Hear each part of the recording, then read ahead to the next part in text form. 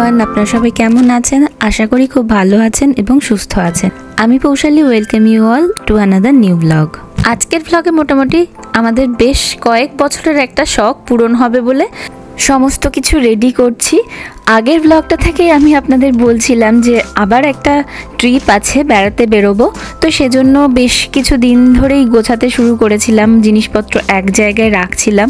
তো আজকের দিনটা পার হলে মোটামুটি কালকে থেকে রওনা দেব বললেই চলে। তো তার জন্য যথারীতি একটা প্রিপারেশন ভালো মতোই লাগে। বেশ কিছু দিনের একটা ট্রিপ, আর এটা খুব বড় ট্রিপ, আর তাই শেষ মুহূর্তের মোটামুটি গোছানো চলছে। আর এদিকে হচ্ছে জায়গাটাতে দেখছি যা ওয়েদারে বেশ হালকা হালকা ঠান্ডা আছে, এখনও কোথাও কোথাও স্নোফলও হচ্ছে।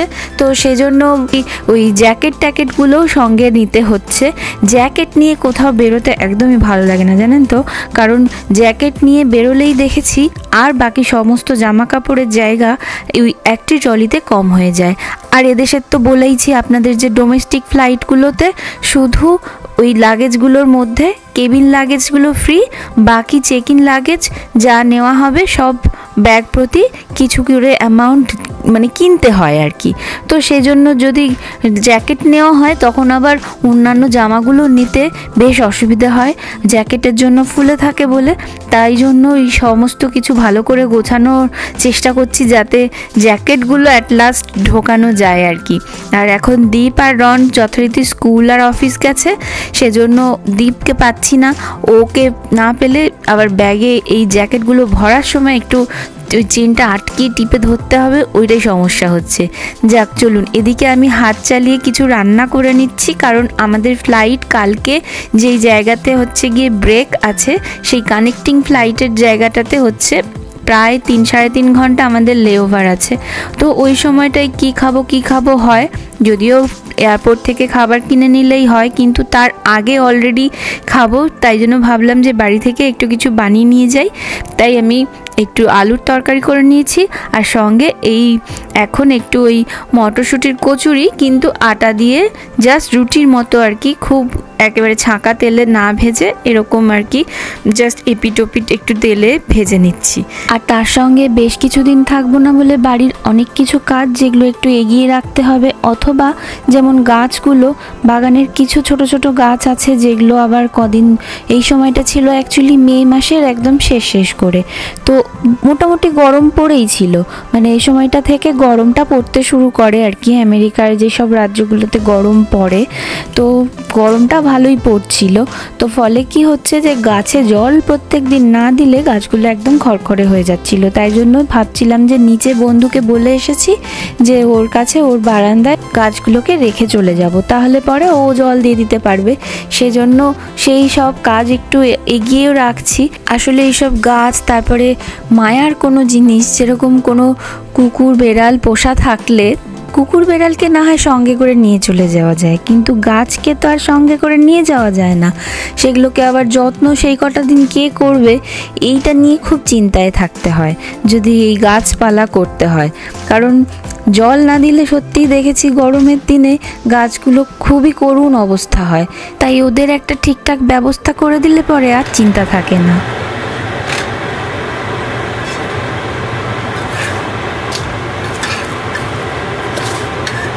যাই হোক, এদিকে আমার মোটামুটি এই রুটির মতো কচুরিগুলো ভাজা হয়ে গেল।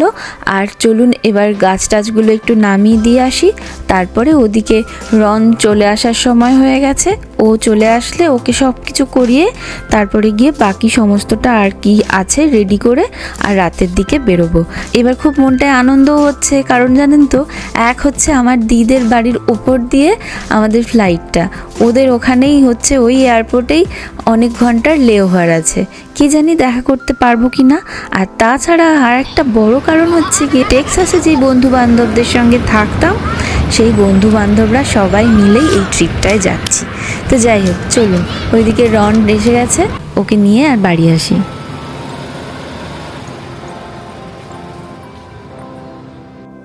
তো আমরা অবশেষে রেডি হয়েছি, মানে আমরা ঘুমিয়েছি কি না সেটার কোনো ঠিক নেই।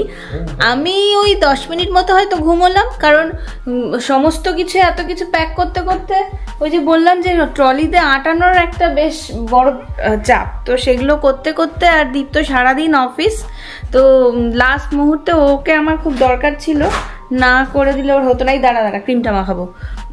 তো ওই জন্য জাস্ট আমি তাও একটু পিঠটা বিছানাতে ঠেকাতে পেরেছি, কিন্তু দীপ সেটুকুও করেনি।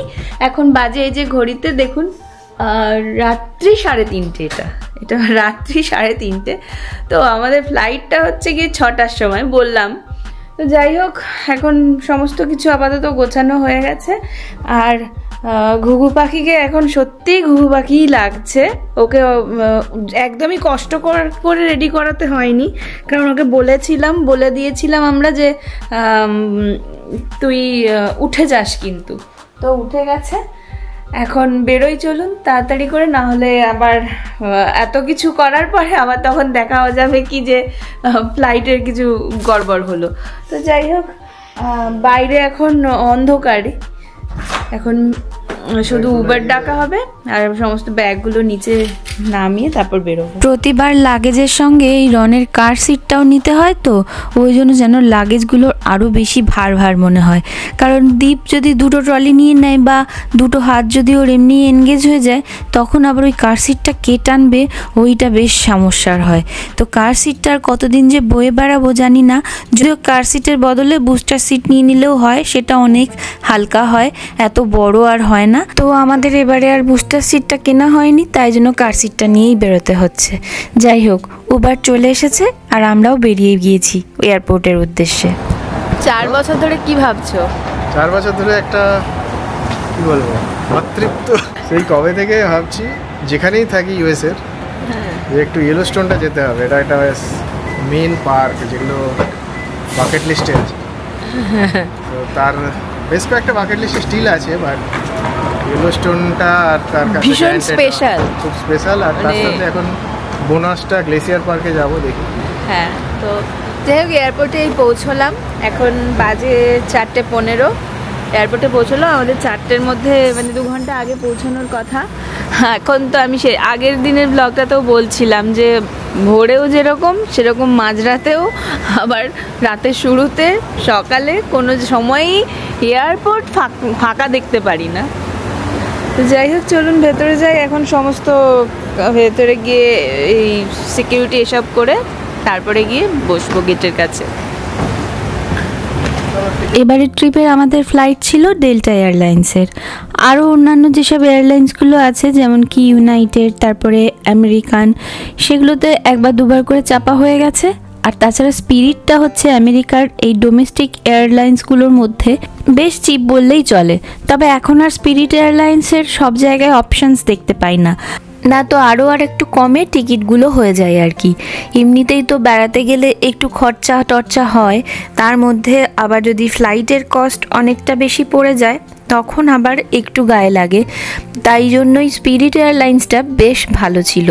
এদেশের তো কত কি শুনি, হঠাৎ করে ব্যাঙ্করাপসি হয়ে গেছে। সেমনি শুনেছিলাম যে স্পিরিটও নাকি ব্যাঙ্করাপসি হয়ে গেছে। তো যাই হোক, আমরা ওদিকে সিকিউরিটি, ব্যাকড্রপ সব কিছু করে আর ভেতরে আসলাম। এবার গেটের কাছে যাব, তার আগে এখানে যেসব ক্যাফেগুলো আছে সেখান থেকে সকালে খুব একটা চা কফি খাওয়ার নেশা আমার নেই, কিন্তু ওই আর কি, তাও সকলকে দেখে মনে হয় কিছু একটা নিয়ে নি, তাই নিলাম। তাহলে কি খাচ্ছে রন? Coffee, cookies. আর রনের মা কি খাচ্ছে? আমি 50-50 বিস্কিট, ওকে, আর কফি আর জলটা আবার খেয়েছো। ইম্পর্টেন্ট মেম্বার আমাদের। জলটা এখানে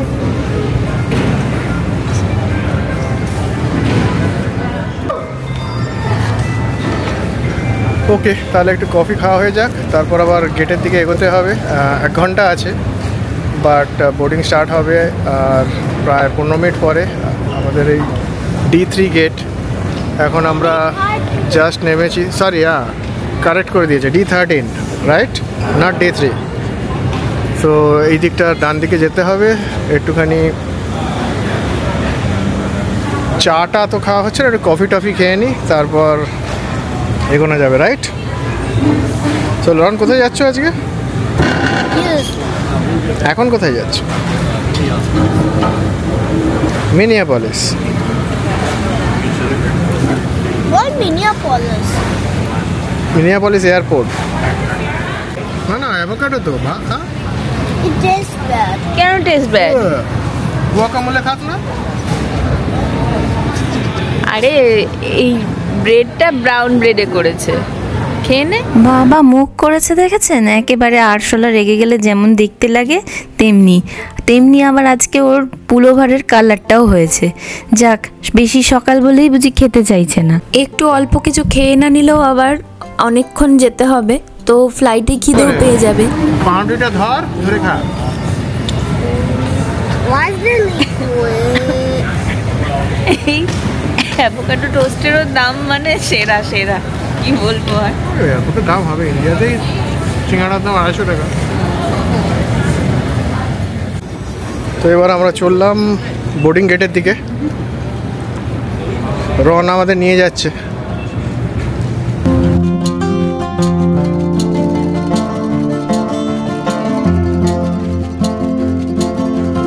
বাড়ির কাছে এয়ারপোর্ট হলে এটা একটা সুবিধে হয়, কারণ ওই যে এমনিতে অনেক রাত থাকতে উঠেছি, আবার এত ভোরের ফ্লাইট, তো সেটা অনেক দূরের এয়ারপোর্ট হলে তখন আবার বেশ অনেকটা সকাল বা অনেকটা টাইম হাতে রেখে বেরোতে হয়।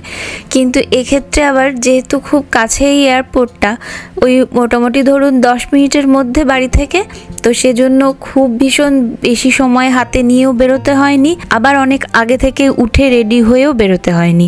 একটা নির্দিষ্ট টাইমের মধ্যে ঠিকঠাক আর কি, এরকম দূরত্ব হলে খুব সুবিধে হয়। যাই হোক, ফ্লাইটে উঠে গিয়েছি, এবার সিটটা খুঁজে বসি দাঁড়ান।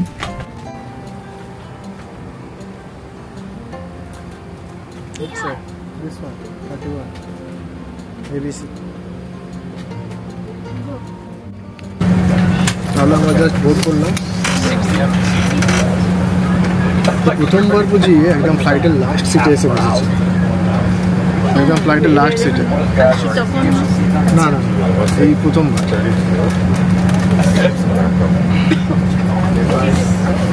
ঠিকই, কিন্তু জানেন তো যে দীপ বলছে না যে একদম লাস্টের সিটে জায়গা, তাই একদম লাস্টের সিটটাতেই আমাদের বসতে দিয়েছে।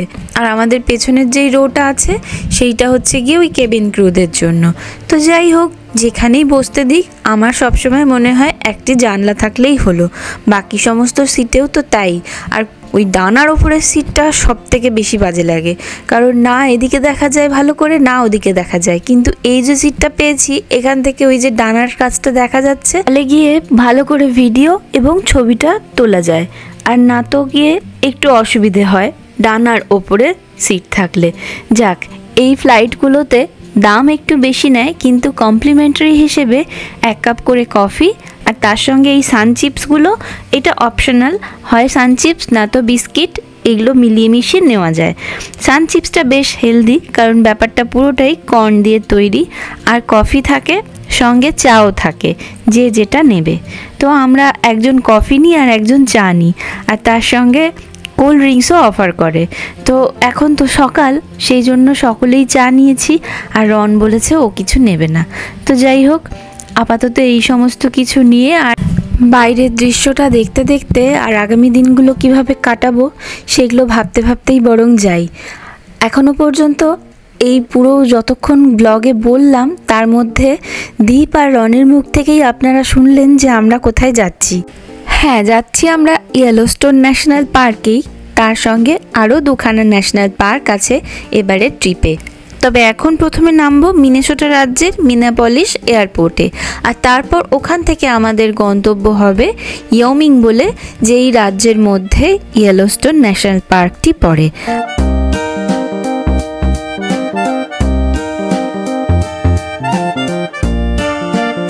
বাহ, এই দেখুন, উপর থেকে এখন খুব ওপরেও নেই, যেই ডিস্টেন্সে আপাতত আছি মাটি থেকে, সেই ডিস্টেন্স থেকে সমস্ত কিছু নিচের ঘর বাড়ি গাড়ি রাস্তা সব কিছু দেখে মনে হচ্ছে একটা বুঝি মিনিয়েচার ভার্সন শহরের। এখন আরেকটু কাছে নেমে এসেছি, আর প্লেনের ছায়াটা কি সুন্দর পড়ছে সেটাও দেখতে বেশ মনে হচ্ছে। ছোট্ট প্লেন আকৃতি দেখতে, পাখি বুঝি উড়ে উড়ে যাচ্ছে প্লেনটির পাশ দিয়ে। ওপর থেকে দেখতে রাস্তাগুলো কি চমৎকার লাগছে। যাক, এখন আপাতত আকাশ ছেড়ে আমাদের আজকের প্রথম পক্ষীরাজ মাটিতে পদার্পণ করেছেন। চলুন আমরা এই প্রথম মিনিয়াপলিস এয়ারপোর্টে নামছি আর কি। এর আগে দিদের বাড়ি একবার এসেছিলাম, তখন আমরা বাই কার টেক্সাস থেকে চলে এসেছিলাম। অনেকটা রাস্তা একেবারে টেক্সাস থেকে, প্রায় 20 ঘন্টা মতো লেগেছিল, কিন্তু তাও নিজের মানুষের টান বলে কথা চলে এসেছিলাম। তবে আজকে দির সঙ্গে দেখা করা যাবে কি না সেটা আর বুঝতে পারছি না, কারণ এখানে যে বড্ড নিয়ম কানুন আছে, আবার বেরোলে সিকিউরিটি চেক হবে, আর তাছাড়া টাইমের মধ্যে পৌঁছবো কি না, আর একটা কানেক্টিং ফ্লাইট আছে, সেটা আবার না ধরতে পারলে খুব মুশকিল। সেই জন্য এখনও ঠিক শিওর নই, তবে যাই গিয়ে একটা বসে জায়গা খুঁজি, আর তার মধ্যে এখান থেকে একটুখানি জলও ভরে নেব। আগের বারে এয়ারপোর্টে আসার সময় জলগুলো সব ফেলে দিয়েছিল বলে জল কিনেছিলাম, জলের তো বেশ ভালো দাম নেয়, তো এবারেও ভেবে ভেবে বেরোচ্ছিলাম যে জলের একটা খালি বোতল নিয়ে নেব। ও মা, বেরোনোর সময় ভুলেই গিয়েছি, তাই জন্য একটা জলের বোতল কিনতেও হয়, তো কিনেছিলাম, সেটা শেষ হয়ে গেছে। এখানে এয়ারপোর্টের জল ভরার জায়গা থেকে জল ভরে নেব। দেখুন জল ভরালো কত লাইন বাবা। যাই হোক, জলটা ভরে নিই, তারপরে কোথাও বসে ওয়েট করব।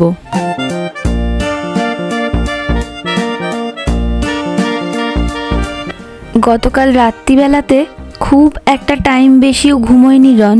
ওই ধরুন আমরা যদিও বা আমি হাফ অ্যান আওয়ার মতো একটুখানি শুয়েছিলাম, কিন্তু তাতে ঘুম তো মোটেই হয়নি।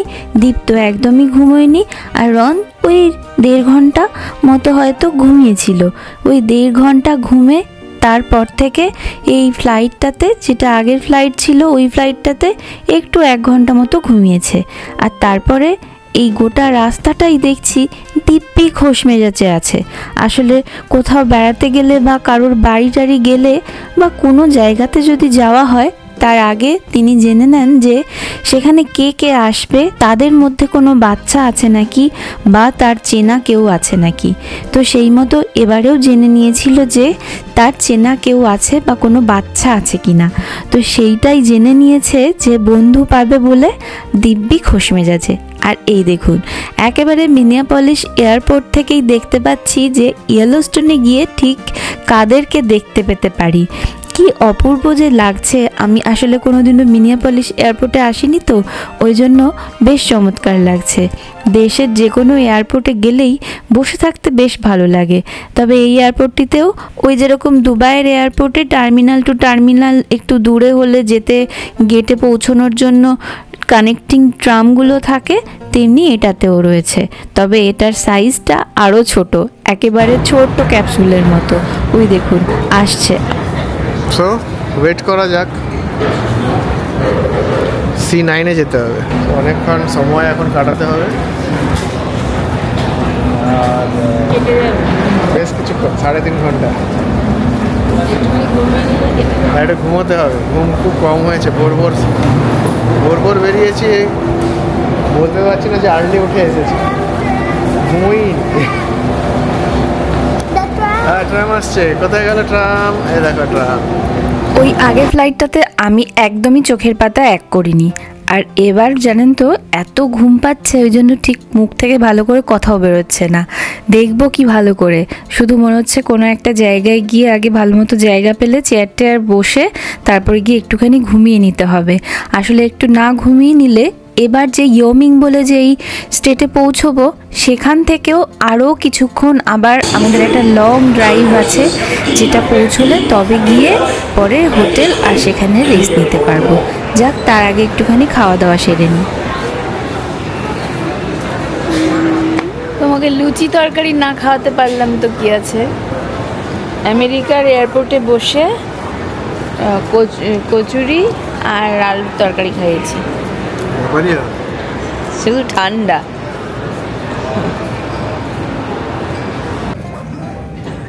তো এইখানে হচ্ছে গিয়ে দিদের বাড়ি, বললাম দিকে ফোন করলাম। এখানে যতক্ষণ বসেছিলাম ততক্ষণের মধ্যে গিয়ে দিদের বাড়ি থেকে চলে আসা যেত না, মানে জাস্ট যাওয়া হতো হয়তো। তো যাই হোক, ওই জন্য আমরা আর ভাবলাম না যে যাব বলে।